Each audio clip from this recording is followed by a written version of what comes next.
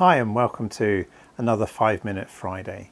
3 verses, they're in our family reading just over the last couple of days. First of all, at the start of Jude, and Jude chapter 1 and verse number 1, it says this about those that are sanctified by God the Father and preserved, or the ESV has kept, in Jesus Christ and called.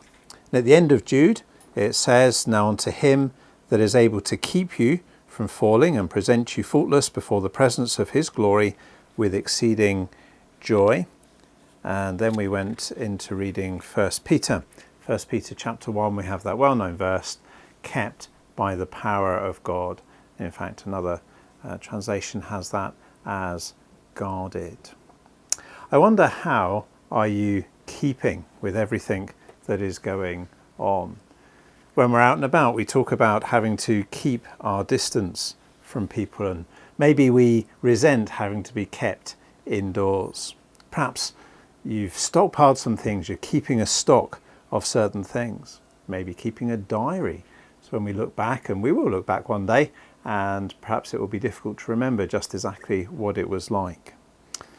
Perhaps we're having to keep ourselves busy to pass the time. Perhaps we're having a big clear out and we have the discussion, shall we keep that? Maybe in a more frustrated moment, we encourage somebody to keep their hair on. Lots of different ways in which things can be kept. I was encouraged just as we read these different verses over the last couple of days, as they speak about the keeping power of God and the fact that God is personally interested and involved. The 3 verses that we've read, the start of Jude, the end of Jude, and the start of 1 Peter, are actually all different words for keep. I'm not going to get into the technicalities. In fact, there is 11 different words when I looked it up in Greek for keeping. But I just want to think about 2 particular thoughts with you. One is the power, the capability of keeping, and the other is the fact that it is personal. It's something that God himself does for the Christian. I want to illustrate it in this way by thinking of the fact that the idea of a keep is actually a military expression. In fact, both of those ideas have got military connotations to them. First of all, to think about what is a keep. And to illustrate that, I want to think about Windsor Castle just down the road, perhaps one of the most famous castles in the world. And that central round tower is the keep, the secure place where people of a bygone day could go to be safe and secure.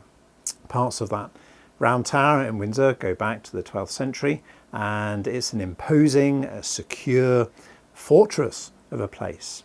You have to go past the moat, you have to go inside the walls, and then right in the centre, towering up, is the secure place. There's a power in that keep. It's secure against all sorts of adversities that could come.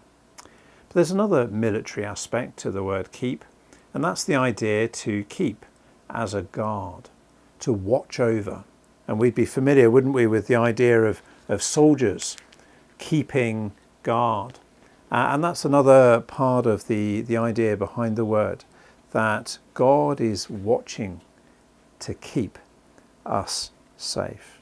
There is another time when the word is used about the idea of keeping, and it's in the book of Philippians, and it says this: the peace of God which passes all understanding shall keep your hearts and minds through Christ Jesus.